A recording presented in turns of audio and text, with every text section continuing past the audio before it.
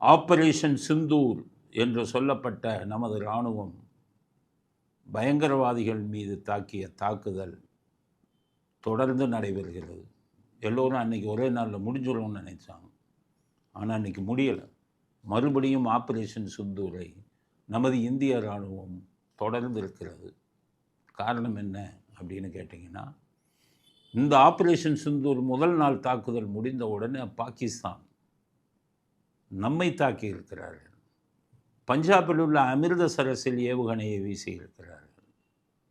அடுத்தது ஜம்மு, நம்முடைய காஷ்மீருக்கு பக்கத்தில் இருக்கும் ஜம்முவில் ஏவுகணையை வீசி இருக்கிறார்கள். ஏவுகணை மூலம் குண்டுகளை வீசி இருக்கிறார்கள். அதில் குழந்தைகள் எல்லாம் இறந்திருக்காங்க. 10 பேர் இறந்திருக்காங்க. அதனால் வேறு வழி இல்லை. முதல்ல இந்தியா சொன்னாங்க, எங்களுடைய தாக்குதல் உங்கள் இராணுவத்துக்கு எதிரானதல்ல, பொதுமக்களுக்கு எதிரானதல்ல, தீவிரவாதிகள் இருக்கும் இடத்தை பார்த்து மட்டும்தான் நாங்கள் தாக்குதல் தொடுக்கிறோம் அப்படின்னு சொல்லி தான் ஆரம்பித்தாங்க. ஆனால் திருப்பி நம்மளை தாக்குறதுக்கு நம்மகிட்ட தீவிரவாதிகள் முகாம் இங்கே எங்கேயுமே இல்லை. காஷ்மீரில் இல்லை, எந்த நாட்டிலையும் இல்லை. பாகிஸ்தானுக்கு எதிராக நம்ம தீவிரவாதிகளை தூண்டி விடுகிறோமா? இல்லை தீவிரவாதிகளுக்கு இங்கே பயிற்சி கொடுத்துக்கிட்டு பயிற்சி முகாம் இருக்கா? அப்போ பாகிஸ்தான் யாரை தாக்க முடியும்? பொதுமக்களை தானே தாக்க முடியும்.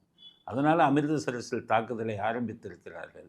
இந்த பக்கம் பார்த்திங்கன்னா இவங்க ஜம்முவில் 10 பேர் கொல்லப்பட்டிருக்காங்க. பாகிஸ்தான் அனுப்பிய தாக்குதலில் 10 பேர் கொல்லப்பட்டிருக்காங்க. இது இப்படி இருக்கும்போது இப்போ தான் இவங்க சார்பாக, நம்ம இந்தியா சார்பாக ராஜ்நாத் சிங் பாதுகாப்பு அமைச்சர் அறிக்கை விட்டிருக்கார். மொத்தம் 100 தீவிரவாதிகள் கொல்லப்பட்டிருக்கிறார்கள் அப்படின்னு சொல்லியிருக்கார். எப்போவுமே இந்த போர் வந்தால் எண்ணிக்கை அதிகமாக சொல்லுவாங்க.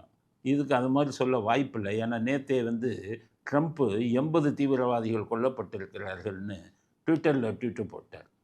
அதனால் இப்போ ராஜ்நாத் சிங் அதை உறுதிப்படுத்துகிறார், 100 தீவிரவாதிகள் கொல்லப்பட்டார்.